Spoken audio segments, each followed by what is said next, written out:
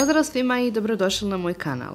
Hajde danas da vam pokažem kako to ja pravim pohovane tikvice u rerni i to bez kapi ulja. Za početak su vam potrebne 2 do 3 tikvice. Ja sam koristila manje, a vi možete i one standardne veličine. Tikvice prvo dobro operite, a onda isjecite na kolutove. Kada isječete tikvice, prebacite ih u jednu zdjelu. Želim da znam odakle me sve pratite, zato mi obavezno pišite u komentarima odakle gledate moj video.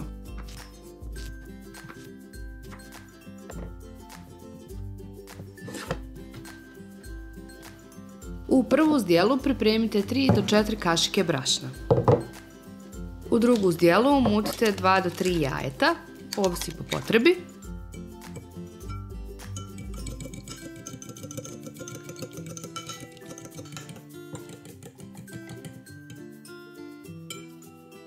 A u treću dodajte 4 kašike palente, zatim u palentu stavite 2 kaščice soli, pola kaščice bibera, 1 kaščicu crvene začinske paprike i 2 kaščice suhog peršuna. A onda u sve to 1 punu kašiku parmezana. I promiješajte da se to sve lijepo sjedini.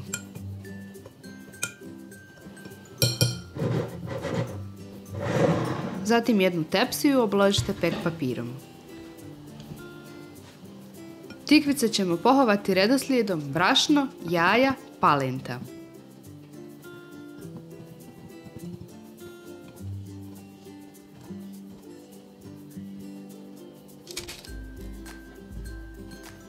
A vi ne zaboravite besplatno da se prijavite na moj kanal kako ne bi propustili nove recepte.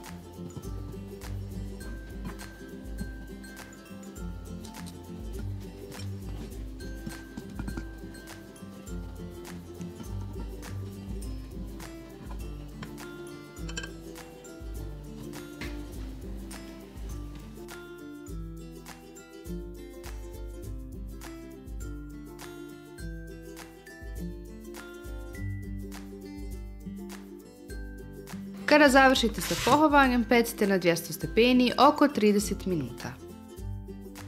Gotove tikvice poslužite uz omiljeni umak i uživajte. Pogledajte samo kako su predivne i hrskave, a o ukusu neću ni da govorim. Vi mi ostavite like u znak podrške, a ja vas pozdravljam do idućeg videa. Prijatno!